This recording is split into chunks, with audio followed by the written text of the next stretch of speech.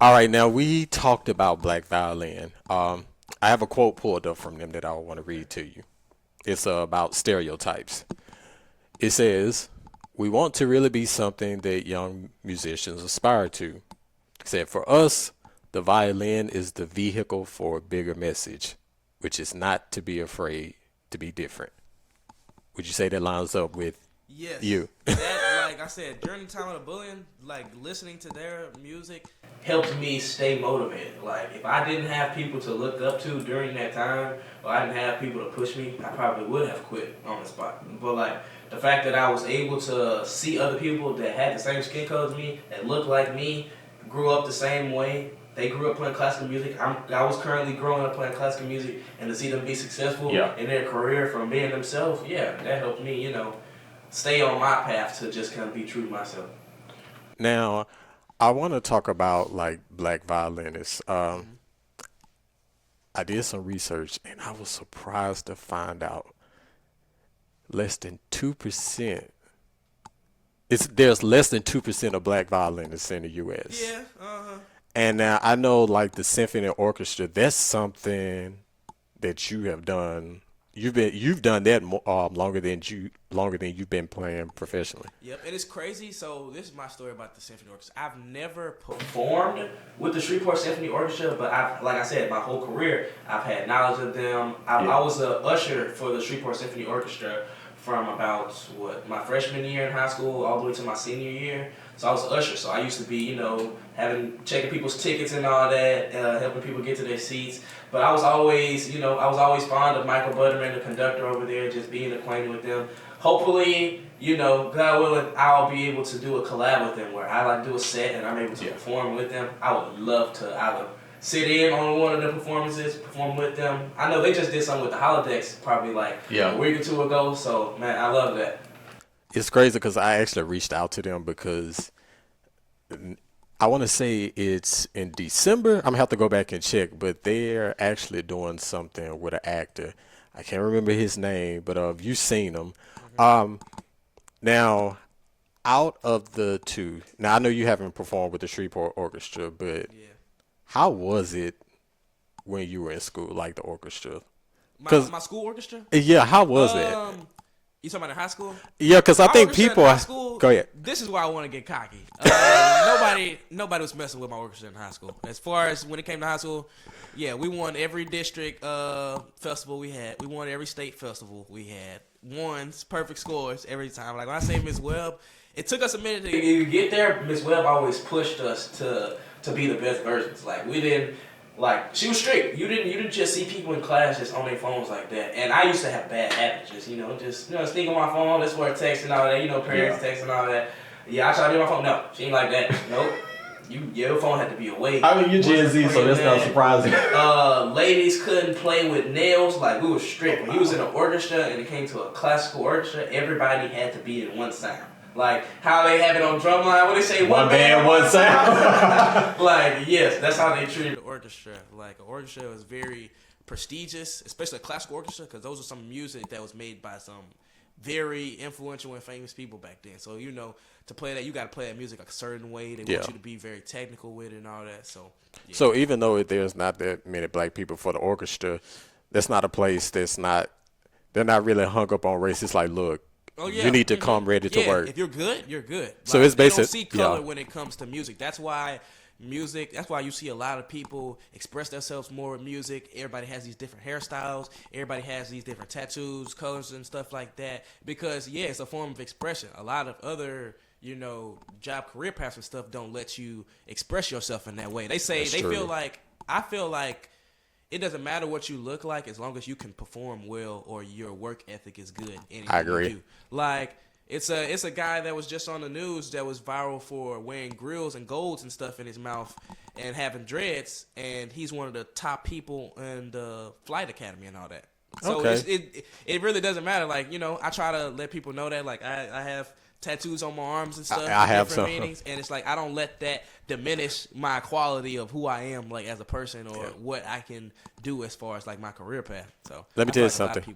I had locks before I moved here, and I had to cut them off because I was in the starter phase. I had just reached a year, and I had four stylus in my hair in 1 year. So when I moved here, I had to cut them off, and I'm That's very. still hurt behind Yeah, I that. know, man. So Like, they hold a lot of power. Like, it's just I started really growing out my hair in Yeah. college, so it's just like it's the whole hair has been like a whole journey. Yeah. Like the colors, like I don't know if you can see, but if you ever look at the Instagram, like I have so many different colors. I went saw. through red, purple, blue, turquoise, blonde. Like I Yeah. feel like it's a way to really express myself. I love to change my hair up, change up different seasons that I'm in. Like it kind of just goes Yeah. along with my life. So yeah, the hair definitely means something now. Like. So so there's a way for you to express yourself. So when it comes to your music, I'm curious.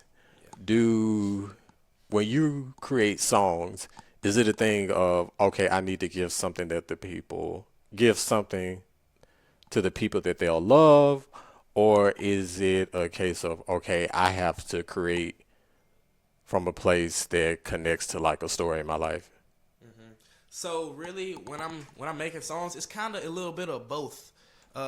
This kind of why I procrastinate on like dropping songs and stuff. I know my friends always get on my butt about that. Like I know I'm dropping a single, and my friends always talking about you always talking about you gonna drop this music, and you don't drop this music. So really, it's a lot of times I overthink. Like I overthink, is it ready for everybody to hear? Like, am I ready for everybody to hear this? So it's kind of like I go through a lot of those motions, like, and I end up procrastinating so much though. I sit on a lot of beautiful bodies of work. Like I have so much music in my phone that is probably like ready to drop that I'll just I be too busy worrying about the the technical side of I gotta drop when this time I gotta drop them this Friday, this Saturday. It gotta be all technical. It gotta be a science to it. But now when I'm around more friends and stuff like that drop music, they's like, bro, if you feel it, like just do it. Yeah. If you drop this music, like if you love it, drop it. If you love it, put it out there, let people hear it.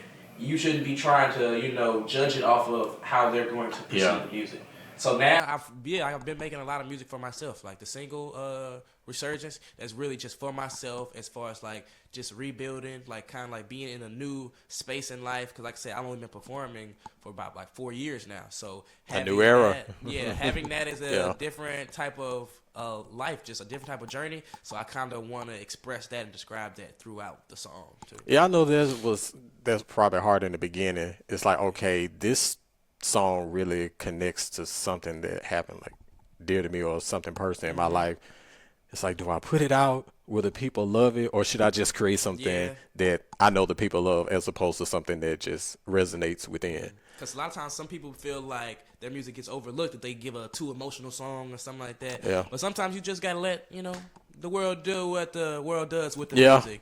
Let the algorithm do what it does. Like if people really like it, it's going to find some people that it resonate with. Like that's why I kind of really don't care about the crowds and stuff I perform at, because I'm grateful for any time, because I could not be performing. I could not be getting booked. I could not be getting asked to perform at these places. So yeah, I don't care if I'm performing in front of like 15 people, performing in front of like 1,000 people. I'm still going to perform the same. I'm still going to give the same 100% energy, because those people still came out to see me. Those people still came out to support me. So who am I to not give them 100% when they took 100% of themselves to get out of bed and come over here to see me? So yeah.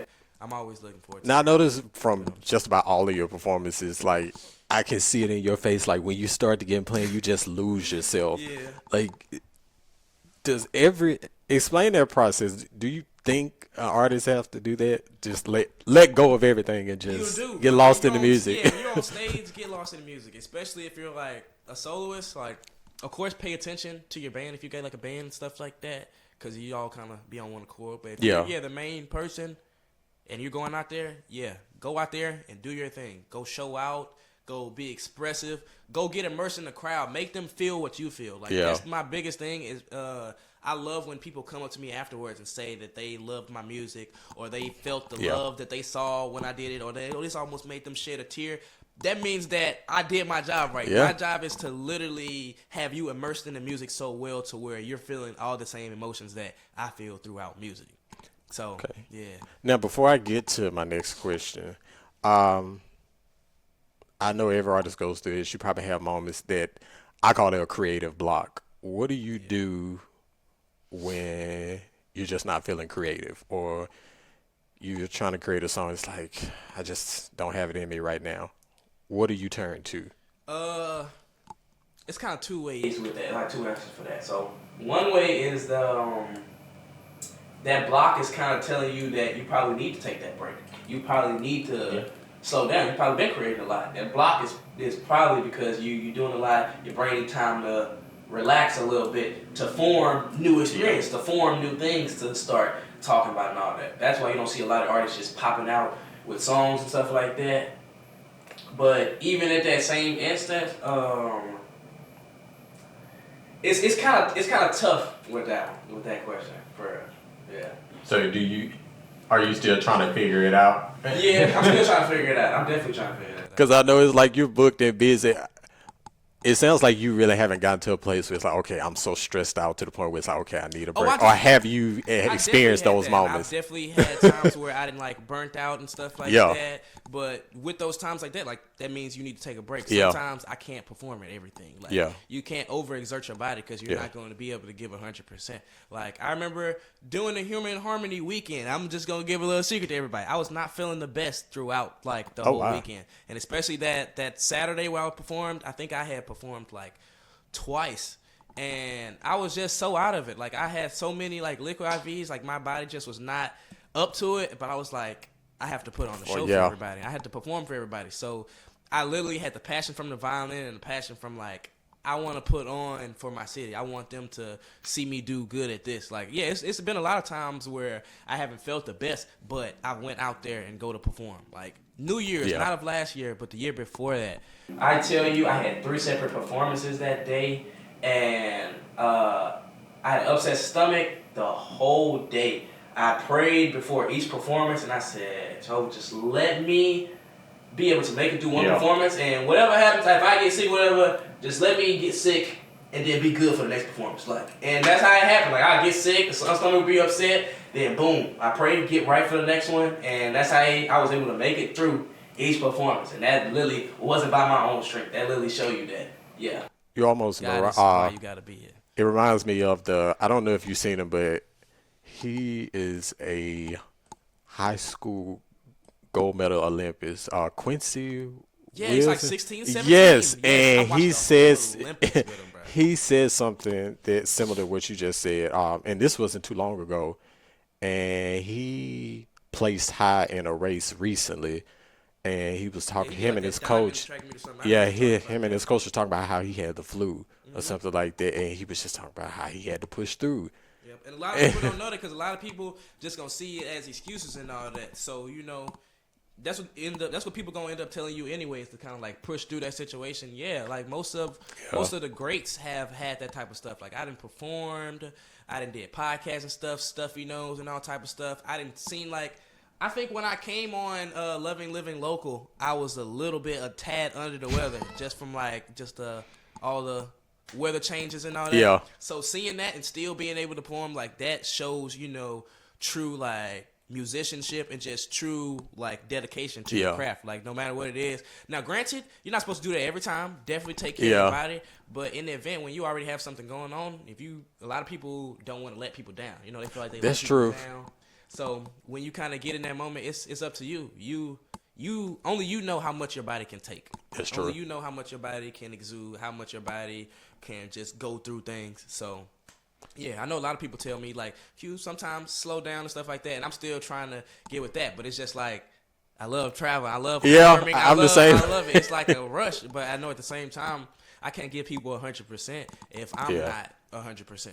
I mean, if you think about it, it's just hard getting up coming to work sick and sitting at a desk, and imagine having to get in front of a crowd and keep your energy at a certain level and then entertain, keep them engaged. And all that. I'm like, man. And they're just sitting up clapping, and on the inside you thinking like, okay, I just got a couple more minutes. It's literally nothing but God and the passion that you got for whatever you're doing that gets you through a lot of stuff. Like, because there's a lot of people, like, even though people can love their job, that don't mean they want to do it every day. Like, it's a lot of people that can get tired of it. It's a lot of times I try to take breaks of music so I don't get tired of it, so I don't feel like it's a job, so I don't feel like I'm doing too much. You gotta give yourself grace.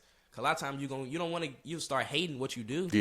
Yeah, especially if you blessed enough to do that full time. Yeah, you don't want to start hating that. Yeah. Yeah, that's why I love coming here because on the digital team, it's like a new adventure every day. Yeah. And I know it's like that with you, which like you say, you get to travel and play music. You get to, I'm pretty sure, meet someone new every day, make new Man, connections, and just conversations, just the talking to people, seeing other people's lifestyles. Like I said, the Bahamas. Yeah. Traveling and going to these different places. Everybody has different ways where they communicate with each other, like how they interact with each other. Hospitality is different in places. Like, I love it. I love to just, pick the different cultures. I'm a student of life as well as like just being a student of music. Like, now I'm curious, like, I know you've been several places, but when it comes to like your music, I know you said you wanted to do like film scores. So in my mind, I'm thinking California, but is there a certain place that you would like to settle down that's best for you and your music?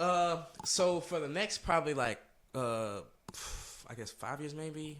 That's probably a long time to really be settled down in one place, just because of how fast the world is moving. Yeah. But place where I'm really trying to get more acquainted in right now is Dallas. Dallas is where I've been lately. I know I've talked to you about that before, but I've just been just around Dallas, like just working like with producers, shows, just trying to get more acquainted. I really want to build all together and kind of like make like that, build like that pipeline back home too, so where I can use my resources from these other places to bridge the gap in other other senses.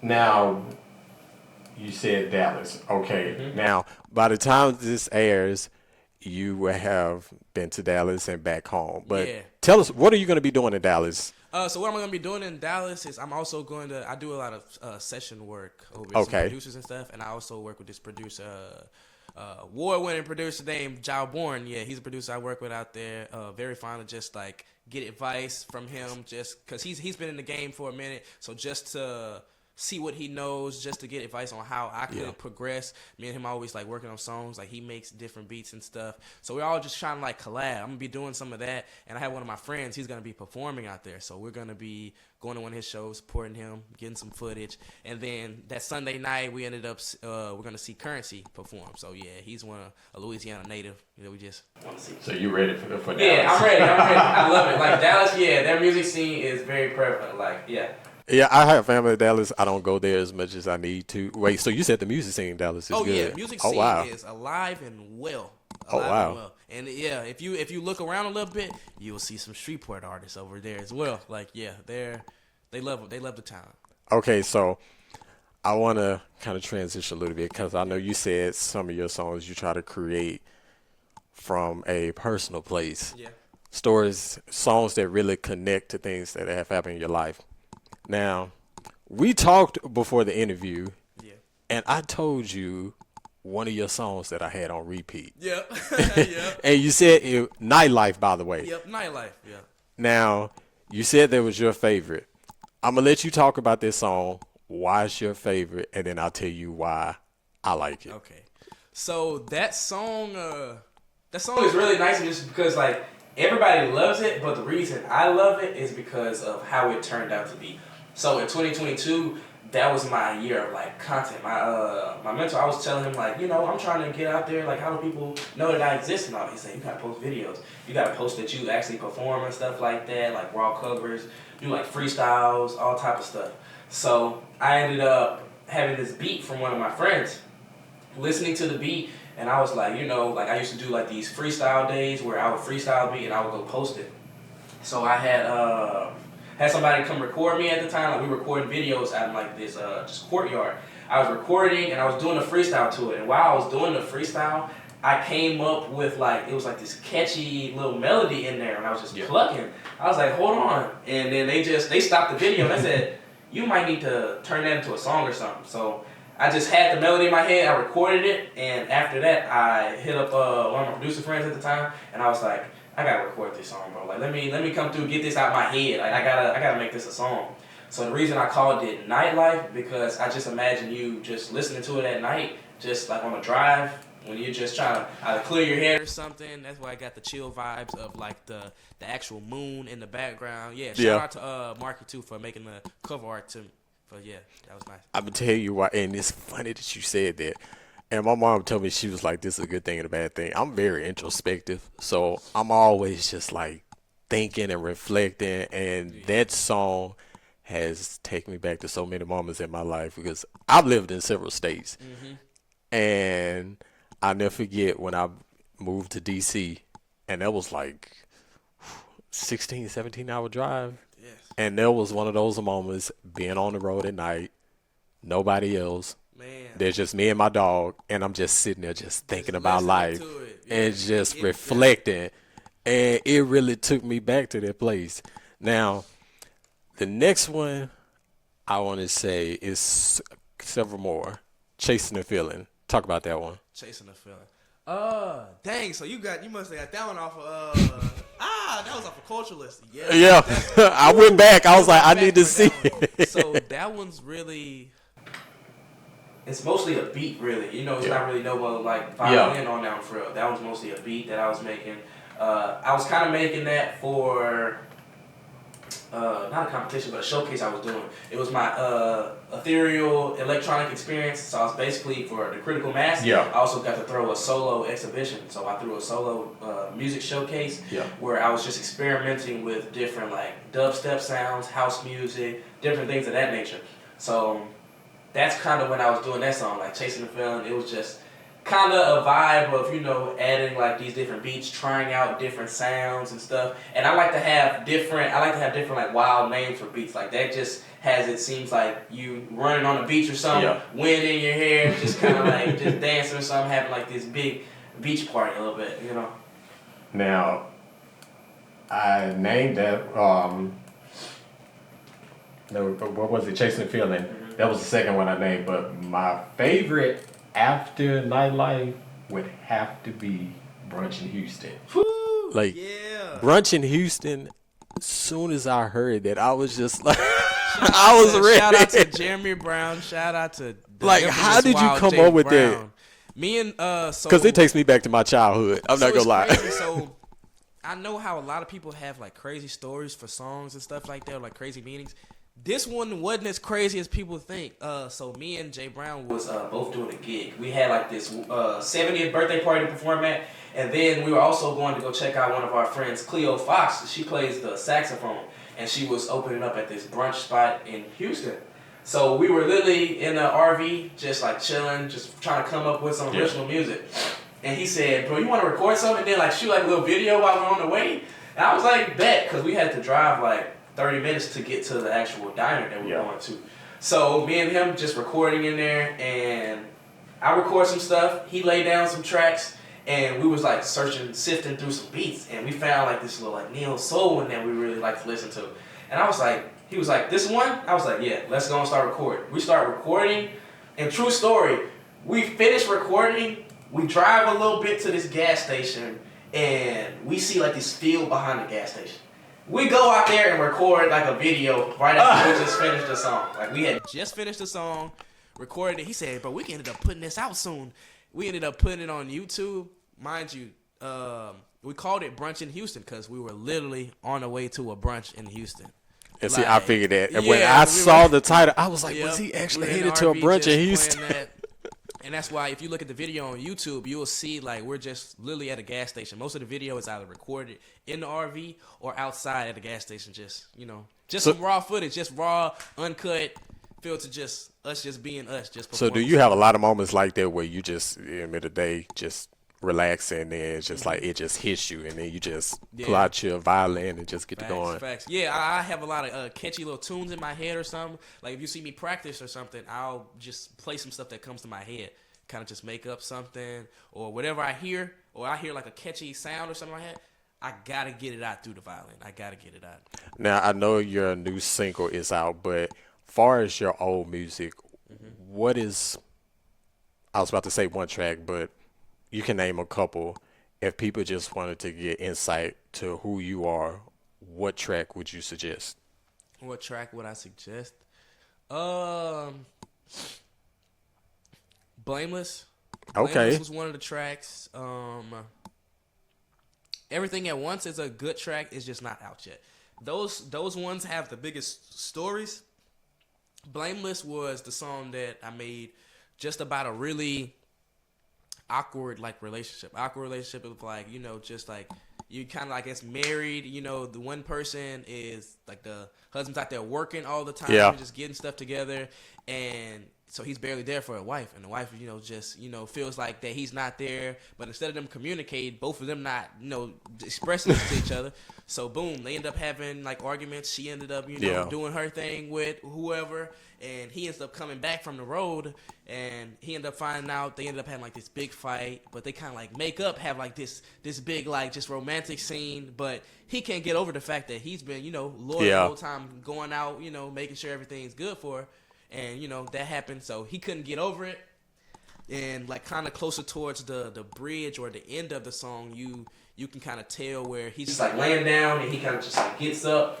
He writes her this note. This is how I want to do like the video Yeah. and everything. He writes this note, and he just tells her, like I still have love for you, but this is kind of over now. After that, so he writes that. She's just still sleeping in bed. So, but closer to the end of the song, when you hear the beat kind of die out. That's him like driving off. Yeah. And by the time he drives off, like she just turns over and just feels that he's not right there, and then just crumbles up on a note, and she just sees what it said and kind of just fades out after that. So Yeah, because stage. It was a couple songs. I was like, man, did the Q experience some heartbreak? Yeah. So a lot of them be about life too, and a lot of them I tell stories through some of my friends' experiences too. Yeah, so like that's kind of why they don't have words, because I let the viewers have their own like imagination or imagery for the videos. I mean, people say all the time music is subjective. It's subjective. like Yes, very subjective. Now I want to kind of transition to a more serious topic, because I didn't know until I seen in your last interview.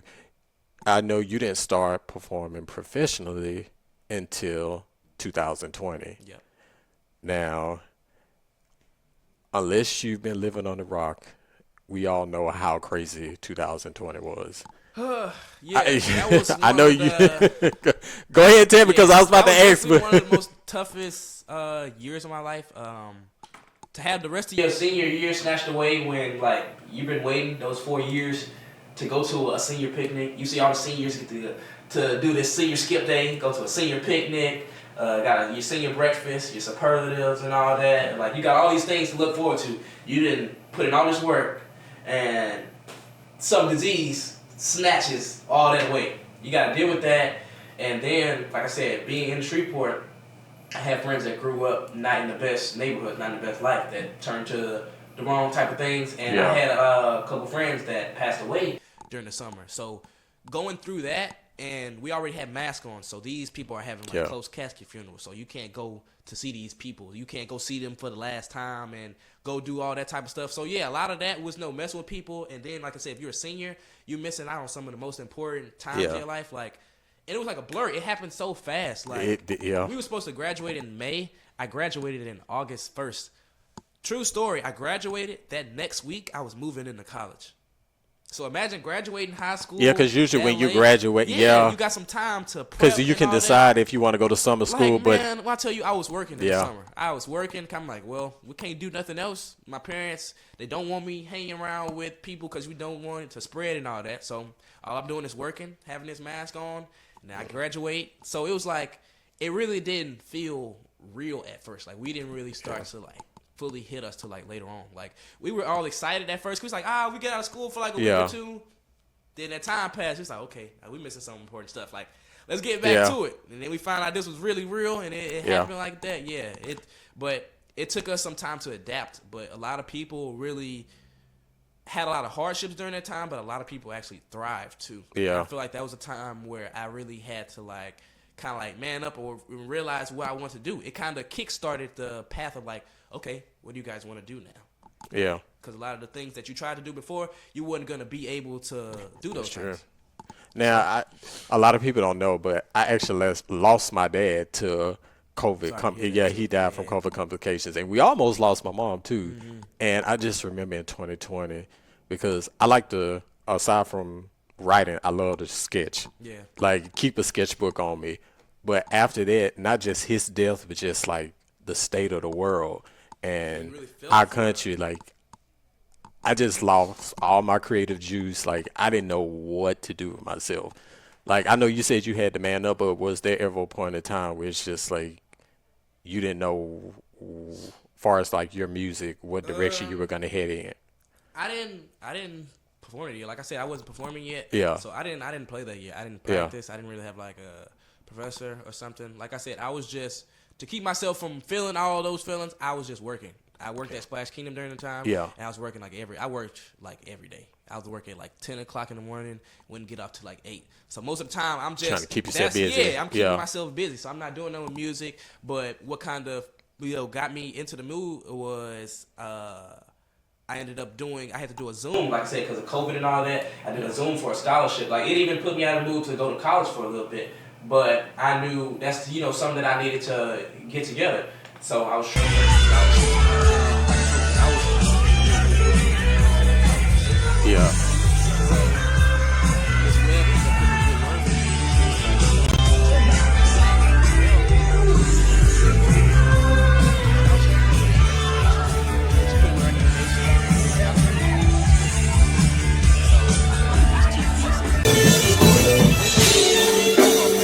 Yes.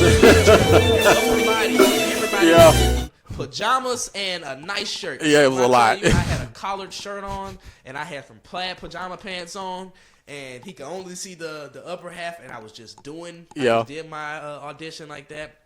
And that what gave me more motivation over that summer is that I got that scholarship for it. Yeah. And that scholarship like covered like all my room and board and basically like all my meals and stuff. So that kind of gave me something to look forward to. I'm like, Yeah. okay, my dad is right. Like he said, if I really focused on this, like focused on music, this could pay my way through school. Or this could pay my way. Yeah, I remember you saying that that through an interview, and what you Yeah. said, he was right. He was right. He was definitely right. Like definitely had to put in some work to get to that point. Now for 2020, I know you said you were working, but was there ever a time where people like turned to you for like relief or escape, like you playing music? I really used to play for my family, like my immediate family in the house, or I played for like one of my friends that I used to FaceTime. Like I would never just like play like in person and stuff. Like I said, it still took a minute for me to get out of that. But 2020, I was still grasping my skills and stuff too, figuring out how to like, maneuver.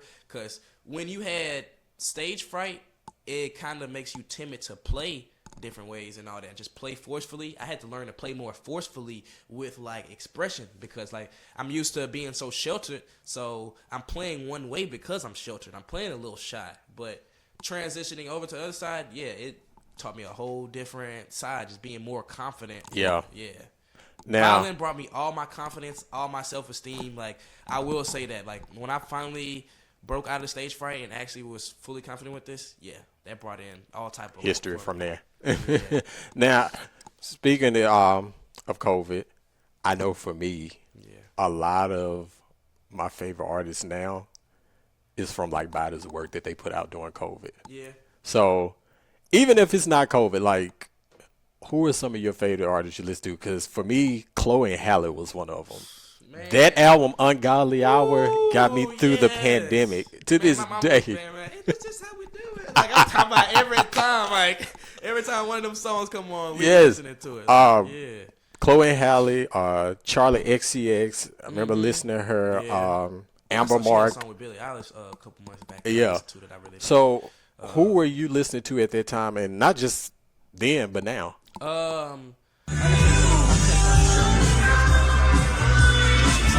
Yeah. Like I said, a lot of people turn to YouTube. Everybody, that's the biggest thing. You can't get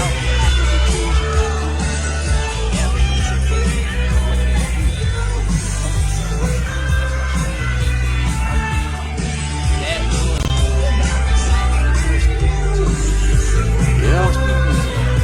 Lay down, figure out something else. Like, you figure out something else.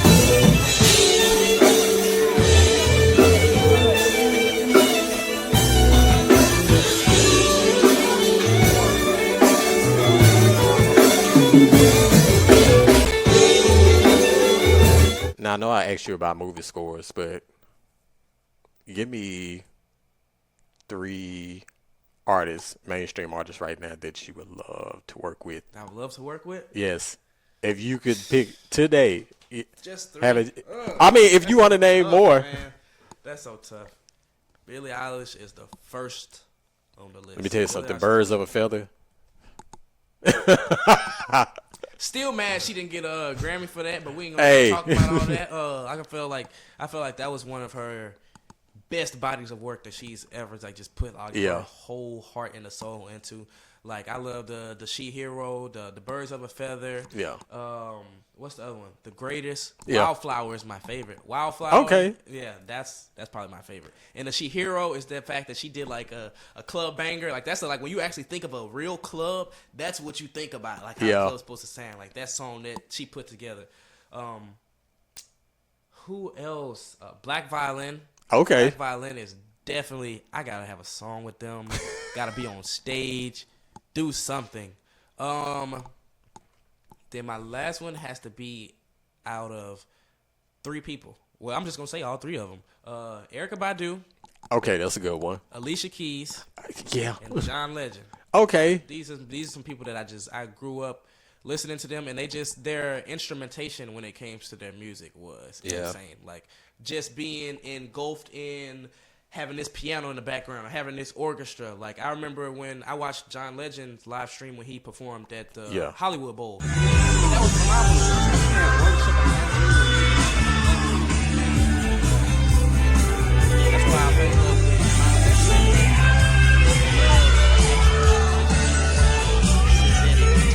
Yeah. AI stuff. Like, you want real musicians, Yeah.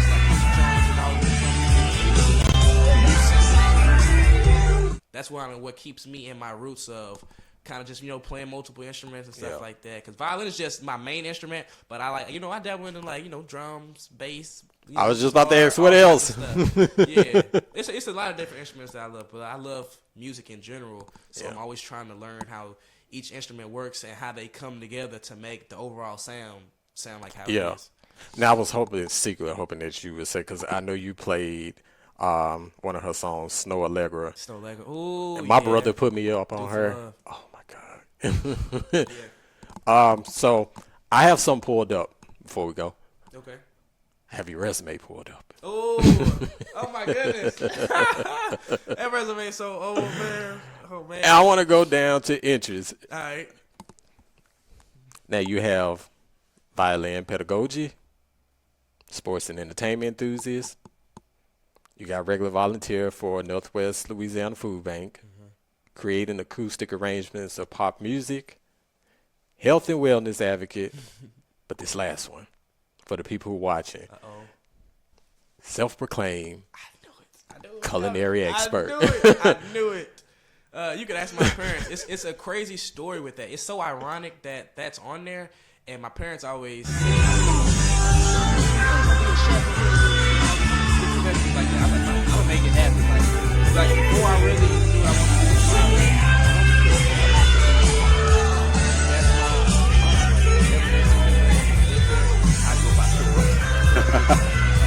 it's a crazy because Okay. It's a web series called Daddy Knows Kitchen.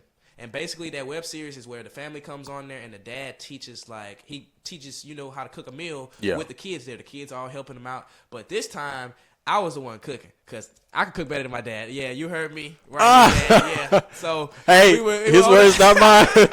we were on the show.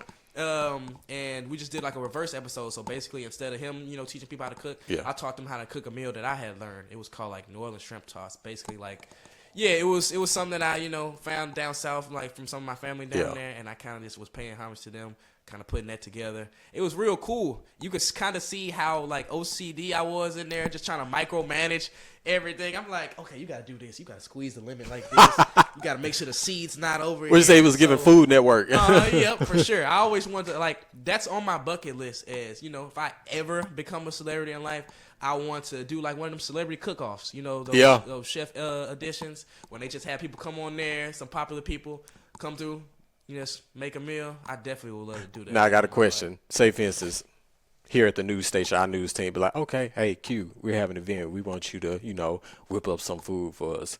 What are you cooking? I got you. Your best dish. I need your best dish. Best dish? Yeah. Okay. We don't have any requires. One of the ones that my mom cooks a lot too. So I'm a pasta person to the death of me. Yeah. But my mom, she cooks with a lot of rice, and I love every meal that she cooks with some rice, bro. So she cooks this rice with this red sausage gravy and everything. Oh my goodness. I'm You a make foodie, plate of so that, or some shrimp etouffee. Yes. All the little fixings on the side. see, I keep forgetting that you're from New Orleans. I mean, not New Orleans, but born and raised in Louisiana. And I'm sorry, Yeah, my mom from down south. So she y'all cooks have all some the of the best spices, food I've ever everything. tasted. Yes. That's why I fell in love with boudin and everything. Like, yes. Don't get me wrong, I'm from Southern Mississippi and we like everything deep fried, but Louisiana, as far as food, I'm sorry, it's where it's The at. biggest thing why I was cooking so much is my mom too. Like my mom, she don't be thinking nobody good enough for her baby boy. So she always was like, "Oh yeah, when you got my house, I don't want you to have to be relying on nobody's cooking. So I need you to know how to cook at least 10 to 15 things before you get out of here." So Like, this my baby, I want to make sure he eats good. Yeah, she used to be like, I cook like once a week or something like that. So yeah, shout out to mom. All right, so before we wrap it up, tell the people where they can find you on social media. All right, if you want to look up my social medias, I'm going to start looking at this camera. Yeah, go ahead. So if you want to look up my social medias, my Instagram is Q_Major318. That's Q_Major318. My Facebook is just my name, Quintarian White. If you want to look up my other streaming platforms or where you can see my music and all that, you can look up QMajor, the Violinist. All 3 words. QMajor, the Violinist. Yeah. All right, people. So you heard them. So get on your phones. I know you. While you're sitting here looking at us, get on your phone. Go to social media. Go to YouTube. Please follow him. This man is talented. So got plenty of content out there for you to see. So please go and follow him. Again. And I'm completely available for bookings too. Hey. Weddings, birthday parties, corporate events, anything you name. Shows, showcases, festivals. I'm your guy. And let me tell you, I've seen the crowd on some of your videos. You have them rocking, so he won't let you down. Now, before we go, anything you want to say? Get off your chest. Like I say, I really appreciate y'all, and I really do want y'all to stream Resurgence, and y'all just give me some feedback. If y'all on any of my platforms, y'all follow me, listen to that song, and just give me some feedback to see if y'all like it or not. I really appreciate y'all. All right, guys, until next time, I'm your host, Dominique Woods, and again, you can catch this and more news on KTLnews.com. Yeah. See ya. Yes.